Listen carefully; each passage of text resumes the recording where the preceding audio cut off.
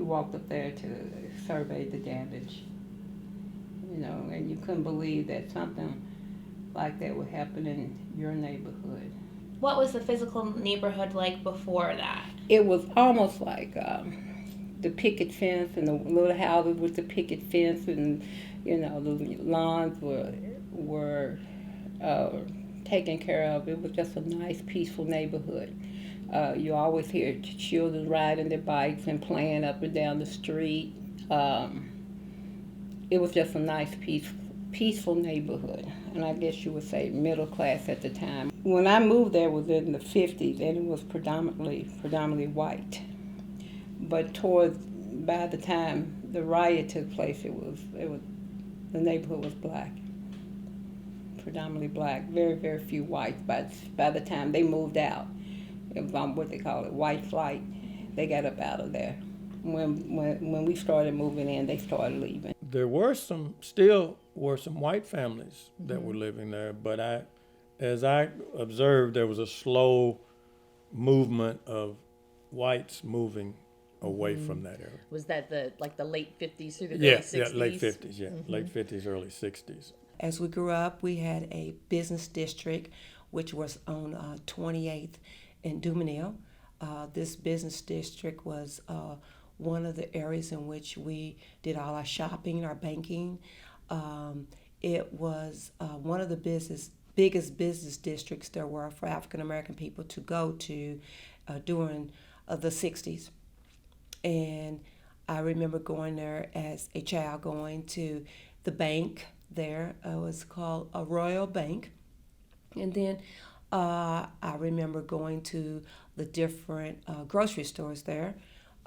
We had a A&P, and I think that grocery store chain, as I think it was German owned. I'm not for sure.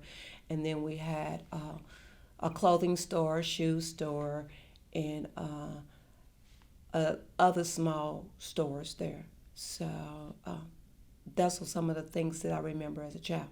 I recall the 28th Street corridor, which is the known area where that riot took place. But before all of that, it was a business area. It was a wonderful shopping area. That's where the early library was, on the corner of Virginia Avenue and 28th. Grocery stores, Winn-Dixie, drugstores, the Oak Drugstore, Vine Records, where I first started buying my actual jazz albums out of, meat markets, hardwares. I mean, it was just, everything was there, And a lot of those businesses were white owned. Okay. Still, at that point, at that time, I found this place on the corner of 28th and Greenwood, right next to a pool hall, and we renovated it. It was owned by Mr. Ford, who was a black gentleman that owned property around town, and we turned it into this place called the Corner of Jazz. When we were opening up the renovation of it, we had these big glass windows, and we put posters in them. Posters of Rap Brown, we had Muhammad Ali, we had Malcolm X and others. Just big pictures, boom. So when you were when you passed it, people saw these things. They didn't know what was coming. So people used to come to my shop and were very impressed. And Dr. Maloney, who was teaching out here at the University of Louisville at the time, would bring students from university there doing field trips, exposing young people to what we were doing. And it was just a fantastic experience. It was happening, it was a place to be. And always you could hear good music, and always books. There were guys who would come in, buy a book or buy a CD. It was albums. It was albums during that time. And they would come back and discuss the books that they had purchased, All the African Americans move in, and then we had white flight. And I believe that a lot of the white neighbors moved out, and it happened very quickly. I don't know where they went. I don't know if they went to the Highlands or Germantown or what it was, but that flight was, to me, I don't remember playing with any kids that were white, mainly because there wasn't too many there. Then came the riots, and that was, I guess, 67, 68, I can't remember the exact date. That was devastating. I must have been 9 years old, and when they had martial law and they had the troops to come to that area and to see all the business destroyed and to see soldiers on and trucks, army trucks and things. That was different. I always ask my friends, did that do any mental damage to us? No one ever asked us if it did or not. And you mentioned the destruction of businesses. Can you think of any business in particular that was? The grocery stores. I remember they threw bricks through the grocery stores, and I remember kids, young teenagers, running through the streets and having groceries and bags and grocery carts with food in it. 28th Street looked like this after the riots of 1968. Several established businesses like banks, grocery, and drugstores closed their doors forever, but memories of these businesses still remain. Like several urban areas across the country, this shopping district was a victim of white flight. Some business owners moved out in hopes of either selling or relocating their businesses. There once was a vibrant, active, growing little area there, because there were black businesses down in that area, After Warner Street closed, the black businesses didn't really have a place to gather, so they began coming together down in that particular area.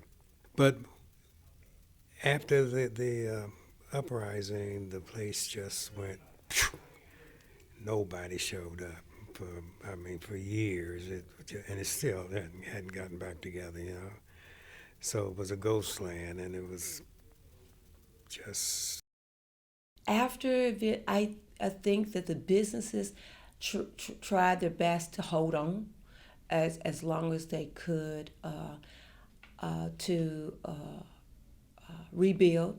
I remember that part, but slowly but surely, the bigger businesses went away. The bank stayed a long time. The bank that used to be called Roy Bank, it changed hands where it became Bank of Louisville, and I think now Bank of Louisville is BT&T now. So the bank stayed a long time, and then some individuals tried to take over the business district, and it was owned by more African American businesses. There was a clothing store that a young man started. His name was Glenn, if I remember. And then there was a restaurant there that also. So it became more African American owned versus other ethnic group owned.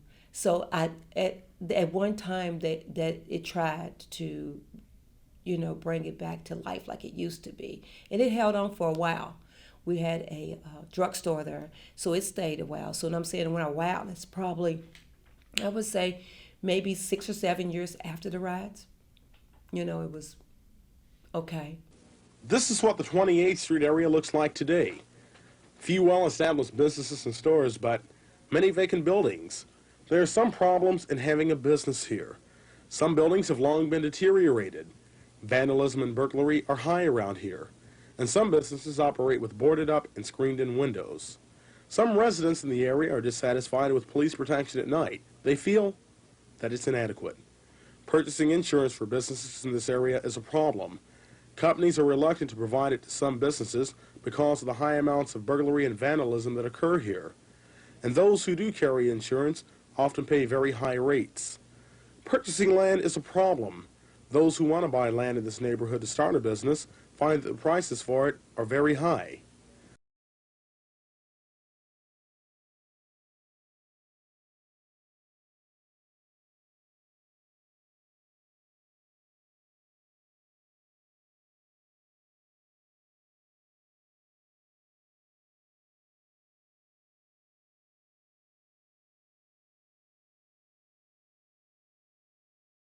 With the problems that face this area, one might ask the question, why doesn't the city get involved and help out? According to Bill Gatewood, director of the City Community Development Cabinet, the city does not have the money to put in this area at this point in time. But sometime in the future, this area may have access to some community development funds. But yet, there is some hope for this once prosperous area. Within recent months, several people have acquired property here. One person plans on opening up a shoe store, and this man, James Jackson, plans on opening up a counseling center. He said that he wants to put a business in this area because he would be contributing to the growth of Louisville's black community.